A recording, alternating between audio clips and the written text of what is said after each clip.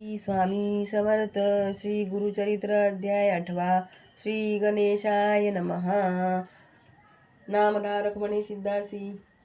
गोकर्ण महिमा निरोपलासी श्री गुरु राहिले किती दिवशी वर्तले पुढे काय ते सांग परसोनी विशेषाचे वचन संतोषे सिद्ध अति गहन सांगता झाला विस्तारून श्रोते तुम्ही अवधारा गोकर्णे क्षेत्री श्रीपादे अति राहिले वर्षे 3 गुप्ती तेथोनी श्री गिरीपूर्वाता येती लोकानुग्रहासी मासचारी क्रमोणी तेथे आले निवृत्ती संगमाते दर्शन घ्यावया भक्त लोकाते पातले तया कुरुवरपूर महाक्षेत्र कृष्णा गंगा वाहिती महिमा सांगता असे अपार भूमंडळात दुर्लक्ष श्रीपाद राहिले कुरुवरपुरी घाती झाली भूमीवरी प्रगट महिमा परंपारी सांगता विस्तार असे देखा पुढे अवतार भावया अति सांगेन एका एक चित्ती श्रीपाद कुरवपुरी असती कार्यकारण पुढे असे अवतार व्हावया कारण सांगेल त्याचे पूर्वकथन वेदशास्त्र संपन्न ब्राह्मण होता त्या ग्रामी त्याची भार्य होती देखा नामतीचे अंबिका सुशीला आचारपती सेवका महापा पुण्यसती देखा तिथे पुत्र होणी मरती पूर्ण कर्मफळ अर्जिते अनेक तीर्थव्रत आचरती तेने तिचे परी ऐसे असता जे होणार गती पुत्र झाला मंदमती आता स्नेह करी प्रीती अपूर्व आपणासी म्हणून वर्धता माता पित्या घरी विप्रात्मज वाढला अति प्रीती करी व्रतबंध करता कुआचारी वेदाभ्यास कराव्या विद्या न येत्या कुमरा मतिमंद अज्ञान बहिरा चिंता वाटे त्या द्विजवरा म्हणे पुत्रबंधमती अनेक दिवस आराधोनी पुत्र जागलो लाथलो कष्टोनी प्राचीन कर्म न सुटे म्हणून चिंता करी अहोरात्र पतीसी म्हणे ते नारी पुत्र नाही आमचे घरी कष्ट करोनी नाना परी पोशिले एका बाळकासी विद्या नाही वेद त्यासी वाया मारून निका कष्टसी प्राचीन कर्म असे त्यासी मूर्खोनी उपजावे वर्तता पुढे तयास्थानी विप्र पडला समाधानी दैववशे करुणी पंचत्व पावला परी ऐसा पुत्रासहित ते नारी होती तेथे कुरुवरी याचुनी आपले उदरवरी जीवित्व करी आज परी विप्रश्रियेचा कुमार देखा विवाह योग्य झाला नका निका निंदा करी ती सकळ लोक मतिहीन म्हणून या कन्या न दे ती कोणी त्यासी समस्त करीती दूषणी म्हणती काष्टे वाहे का पाणी उदरवरी येणे विधी ऐसे कोणी ब्रह्मचारी दुःख करी नाना परी मातेसी म्हणतसे अवसरी प्राण त्याजी न उपला निंदा करी ती सकळ मज असोनी देह कवण काज पोसू न शके माते तुझ जाईन अरण्यवासाशी ऐकोणी पुत्राचे वचन माता करी अति चिंतन शोक करी अति गहन विलापी ती नारी माता सुत दुःख करी तद गेली गंगा प्रवाहात तेथे देखील जगत बुरेहित श्रीपादे अति स्नान करिता जाऊनी दोघे लागती चरणी विनविती कर जोडून वासना असे आमचे मणित प्राण त्याजवया गंगेत निरोप द्यावाजी आम्हासी सद्गती व्हावया कारणासी आत्महत्या महादोषी म्हणून या विनवित कृपा सिंधू ऐकोणी विप्रश्रियेचे वचन नुसती कृपा दुप्पा करुणी काय संकटी तुमचे मन त्याजीने प्राण कवण्या गुणे विप्रश्रियेचे वेळी सांगती झाली दुःखा सकळा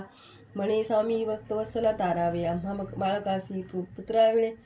कष्टले भारी अनेक तीर्थे पादचारी केले व्रते पूजादारी सकळ ही देव आराधिले व्रते उपवास सांगू किती करीते झाले अपरिमित झाला पुत्र हा दुर्मती निंदा करीती सकळ जन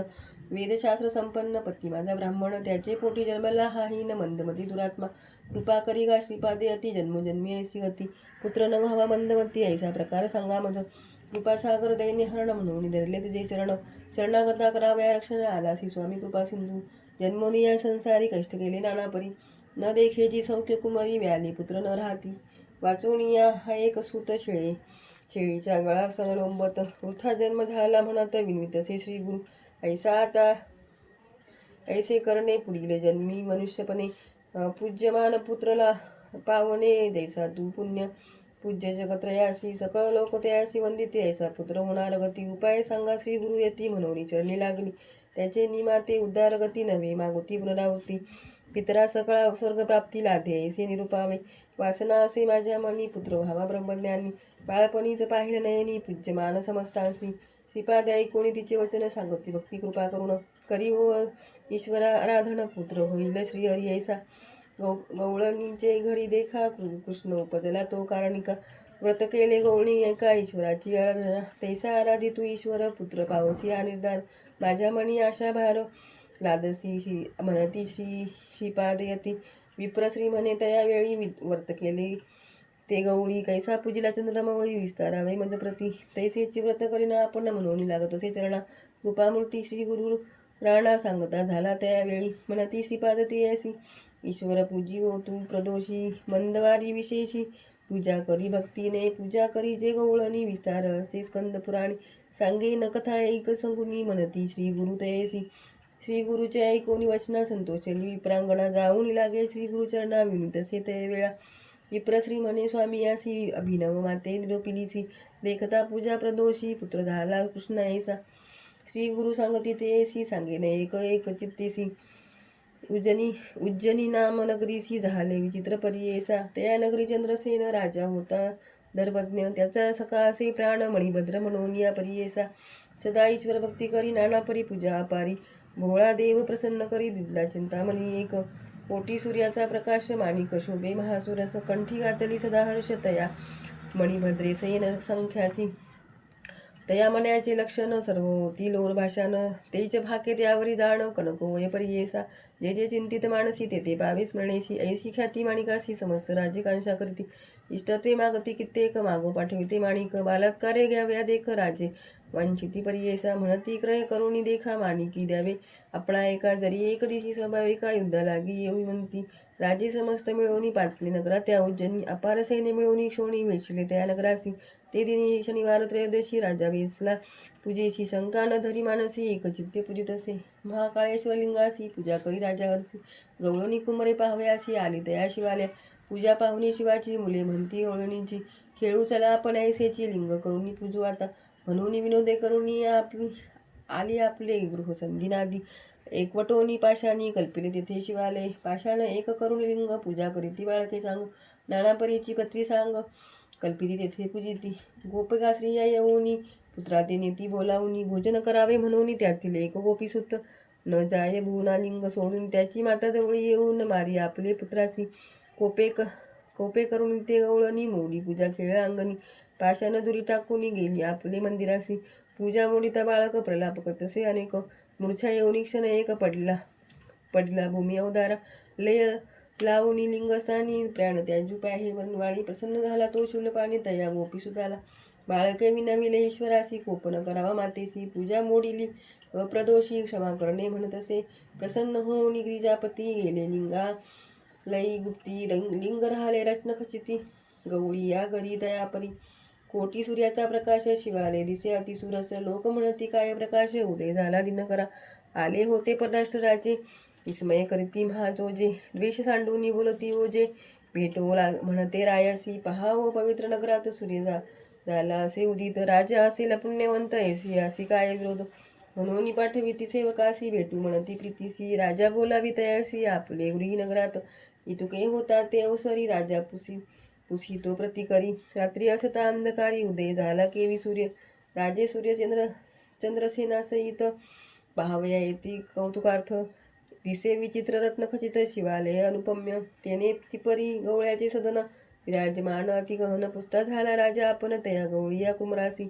सांगितला सर्व वृत्तांत संतोष करीती राजे समस्त गवळीया राजा तू होई म्हणत देती नाना देश संपदा निघून गेले राजे सकळ राहिला चंद्रसेन निर्मळ क्षणी प्रदोष पूजा का फळ भय कैसे तया नरा